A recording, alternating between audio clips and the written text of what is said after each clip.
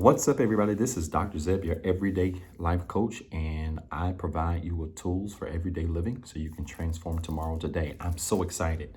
You've tuned in for day one of the 28-day self-concept challenge, and our very first virtue is patient. I can't wait to talk about this today because on this journey, we're talking about 14 virtues that really shift the way you see yourself. And on this journey that I went on last year, of all of the virtues, I started with the word patient because really when I was doing some self-reflection and some thinking, I discovered a very profound truth, and that is that in life, I have failed miserably at just going with the flow, right? And many of us are control freaks. We like to be in control. We like to have our hand in things to ensure that things turn out right. And doesn't mean that that's a bad thing per se, as much as it just means that if you're human, and we all are, most times you want things to go well. You want things that you're involved in to go well. You want things that you are in charge of to go well. You want things concerning you to go well.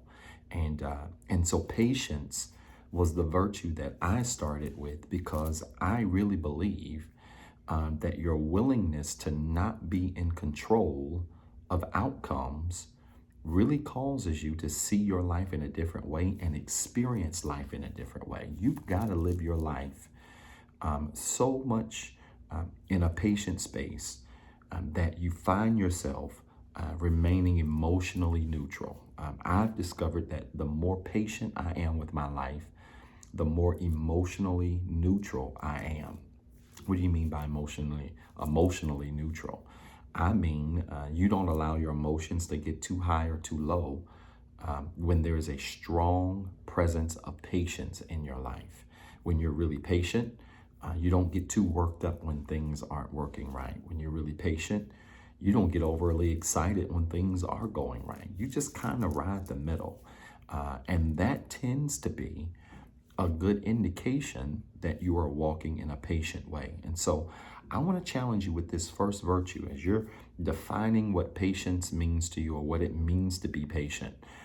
When you're thinking about the ways patience will help you, when you're thinking about the reason why being patient is so important, all of those things that you're required to do on day one, and you'll see that description in the description box.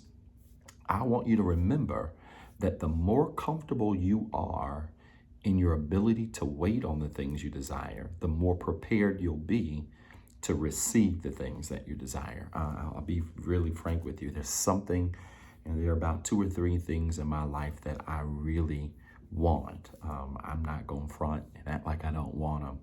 There's some things that I really want in my life, for my life. But I learned last year on this journey, and I'm even learning now, that my ability to wait on those things so that they can come the right way is really what prepares me to be best prepared to receive what it is that I'm waiting for. And so being patient is as much about waiting as it is preparing for the things that you're waiting for. And I've discovered that when you live a very patient life, when you live your life in a way where you allow patience to guide you, and then you don't rush to make decisions. You don't rush things so that they work your way. You don't rush things so that they happen the way you want them to happen. But again, you remain emotionally neutral. You ride the middle. You don't get too high. You don't get too low. And you allow life to happen through you instead of life happening to you. So I want to challenge you on this first virtue.